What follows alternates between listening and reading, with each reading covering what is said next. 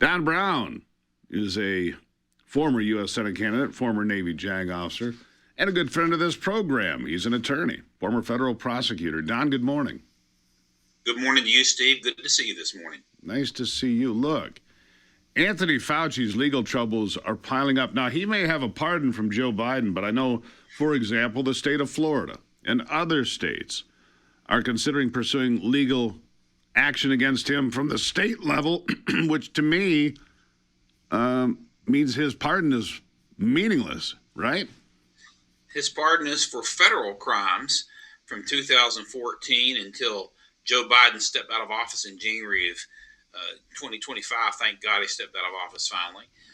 But not for state crimes. And so he's been investigated in Louisiana, Florida, I think one other.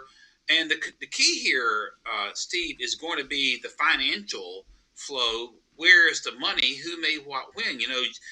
Remember this. Not only was Anthony Fauci the highest paid federal employee, $480,000 made more money than the president of the United States. But Steve, his pension is the highest known pension in American history from a U.S. government employee at $350,000. Steve, his pension is higher than the salary of the Chief Justice of the United States Supreme Court. It's higher than the Speaker of the House, higher than the Secretary of State. He's making a ton of money. And the other thing that folks are forgetting is he's been able to use his position as a government employee to become inventor on patents and make royalties from those patents. And Steve, we don't know what those numbers are because the NIH hasn't given us the numbers. There was a federal act passed in '86 allowing him to dip his finger into patent royalties from money that he used with government research to invent these patents. And so the other question we got to look in my opinion, is not just what the damage caused by the experimental jabs, but also remdesivir, which was also an experimental drug, which had an up to 60% mortality rate in Africa before Fauci's own office, NIAID, pushed it on as COVID regimen in the United States. A lot of people died from that, Steve. That's right. So it's closing in, just like you say, brother. It so certainly is. You said something there, and I've heard this before, and I've been confused about this. You work for the United States government. You're in some laboratory paid for by United States taxpayers. You come across something, an invention, a patent, whatever it is, and you get to keep that. That doesn't work that way at any Fortune 500 company in the world. If you work for a Fortune 500 company and you invent or create something, that is the intellectual property of that company because they paid the freight for research and development.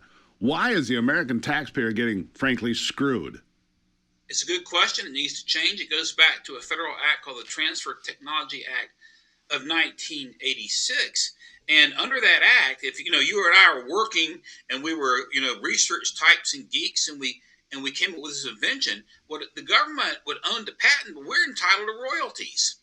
And although there's a policy to cap the royalties, the NIH refuses to say how much Fauci has made in royalties.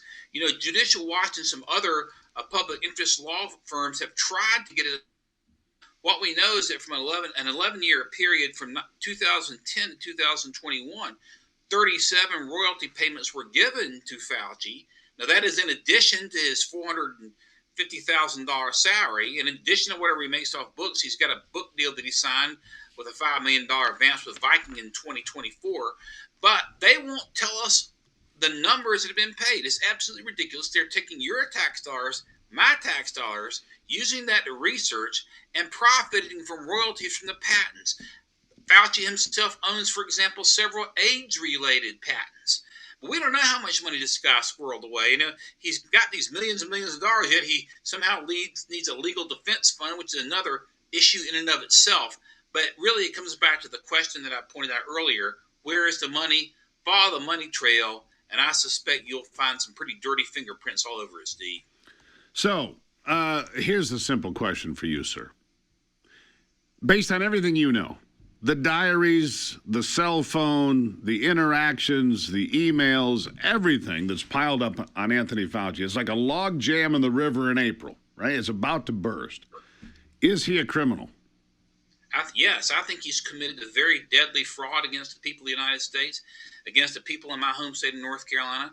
He comes out and he says, safe and effective with these COVID jabs, knowing full well they're under an emergency use authorization. Now the FDA has conceded there are myocarditis issues. People are dropping dead. Young people are just dropping out. Remdesivir took out 2 of my friends. And he's pushed these things. And, there are state laws which require truth in advertising in just about every state in the country, here in North Carolina, and other states as well. I'm hoping these Republican attorneys general in Louisiana and Florida will get to the bottom of it. I've called upon every Republican attorney general to initiate investigations in their states. If we ever get a Republican attorney general in North Carolina, I hope that'll be the case here as well. But I think he's got blood on his hands and a lot of money in his pocket. And I think he's going to need to pay, and probably sooner than later, we hope. One last question. I got 30 seconds, sir. It looks like Roy Cooper has a pretty good lead over Michael Whatley in the race to be the next senator from the state of North Carolina. That would be a loss for the Republicans. Can Michael Whatley win this race? 20 seconds to you. Sure he can. We got 70 days. If you expose Cooper's record, you see Cooper is the most radical governor in North Carolina history. He trashed the Constitution during COVID. He vetoed the Born Alive Abortion Survivors Protection Act. In other words, he thinks it's okay to kill babies born of botched abortions. He's got a disastrous record with law enforcement. If Michael can expose Roy's record, he can take him out. That's going to be Michael's challenge in the next 70 days. I was out speaking for him last night, and we'll continue to do so. Everything we can do. Don Brown, always a good conversation, sir. Thank you for being here early. Thank you so much. My pleasure, Steve. Hope to see you soon. You're watching Daybreak. We'll be right back.